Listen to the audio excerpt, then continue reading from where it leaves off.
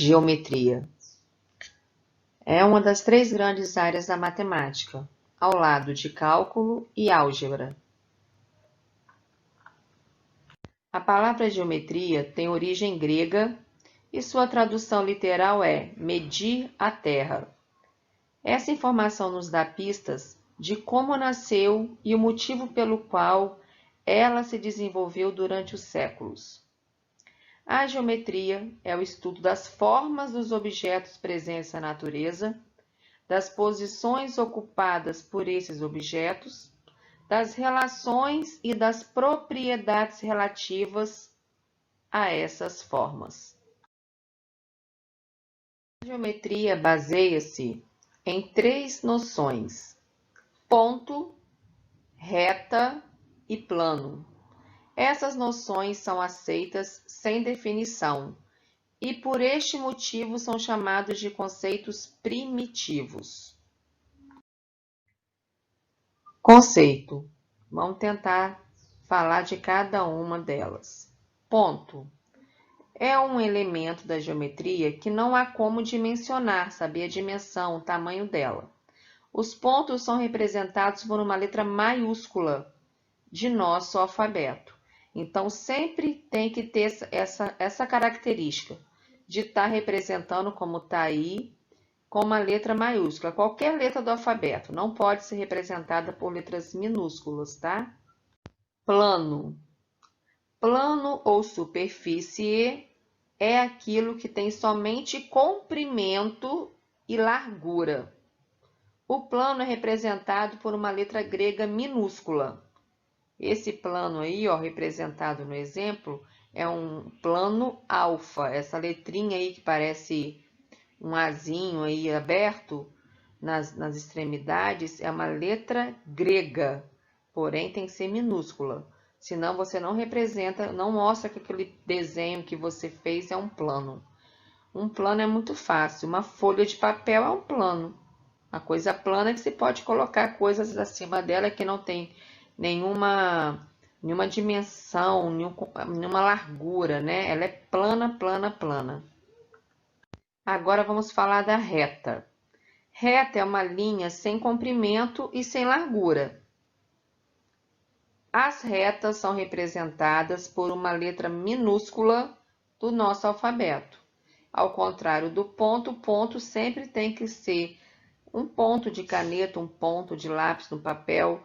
O ponto sempre é com letra maiúscula. Agora, quando você traça uma reta, uma linha sem comprimento, sem largura, do jeito que você quiser, a representação dela no plano, no papel, tem que ser com letra minúscula, como está aí, ó, uma reta R. E no exemplo anterior, um ponto A.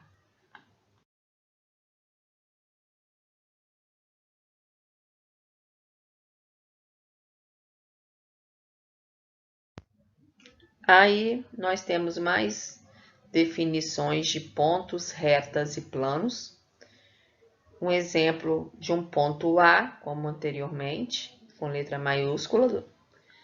Uma reta R, agora com letra minúscula, a representação. E um plano alfa, letra minúscula do alfabeto grego. Observação. O espaço já é o conjunto de todos os pontos encontrados. Plano. O piso de uma quadra poliesportiva nos dá a ideia de um plano, uma quadra, que vocês vão jogar bola, basquete. Aquela quadra, o chão da quadra, nos dá a ideia de um plano. Nomeamos um plano por uma letra minúscula do alfabeto grego. Aí temos alfa, beta, gama e outras demais que você quiser usar. Já nesse plano aí, que é o desenho de uma quadra, o piso da quadra, ele já usou a letra grega beta, o Bzinho aí, ó. Pode usar o que você quiser. Não podemos definir uma reta, no entanto, temos noção do que seja. Por exemplo, um risco que você dá no papel, com auxílio de uma régua, é um exemplo de uma reta qualquer. Nomeamos uma reta por uma letra minúscula do alfabeto latino. A reta é formada por infinitos pontos alinhados. Se você fizer assim 10 pontinhos alinhados na mesma direção, se você for uni-los com uma régua, através de vários pontos você cria uma reta. Vamos falar agora um pouquinho de giros e ângulos. Informações importantes quando envolve-se giros e ângulos em exercício. Nós temos esses giros aí, ó. Temos o sentido horário, que é o sentido que o ponteiro do relógio anda, por isso que é horário. Usamos também um termo de sentido anti-horário, seria a direção contrária do ponteiro do relógio. Direção vertical e uma direção na horizontal. Muita gente confunde isso, ok?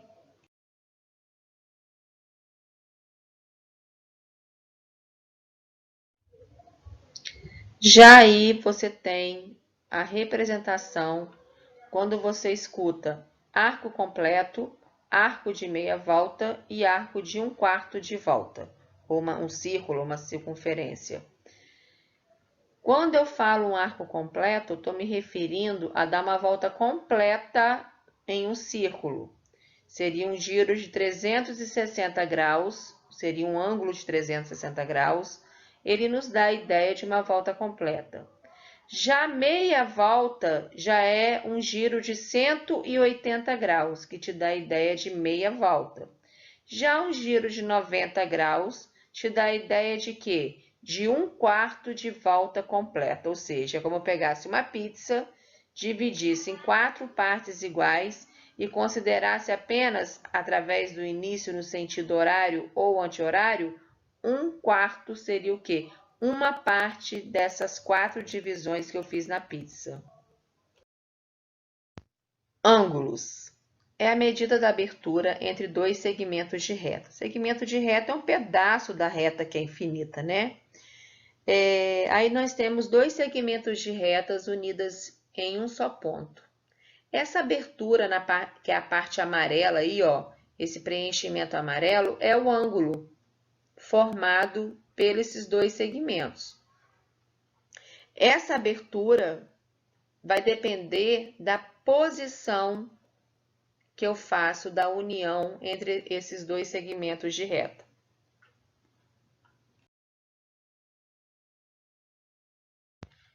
Medida de um ângulo. Como usar um transferidor? Professora, o que é transferidor? Esse objeto aí, ó, essa régua, acho que todo mundo já viu, né? Em algum lugar ou já tem, faz parte do material escolar.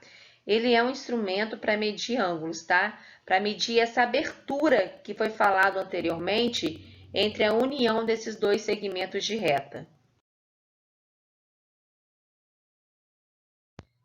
Encontramos de dois modelos o nosso transferidor.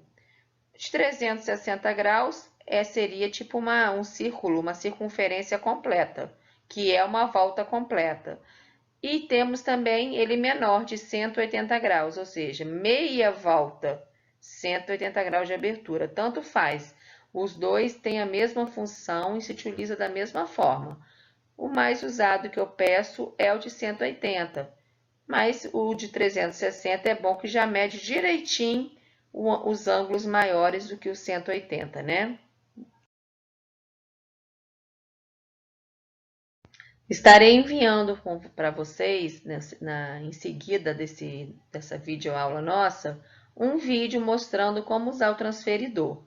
Não tem erro, mas tem que tentar, olhar o vídeo com atenção, passo a passo, para o vídeo faz, volta, faz de novo. Tem que ter intimidade com esse instrumento, porque até com a régua as pessoas, se não utilizam, perdem a intimidade, né?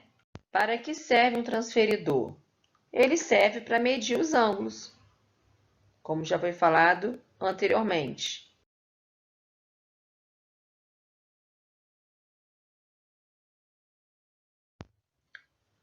Identificação e nomenclatura dos ângulos.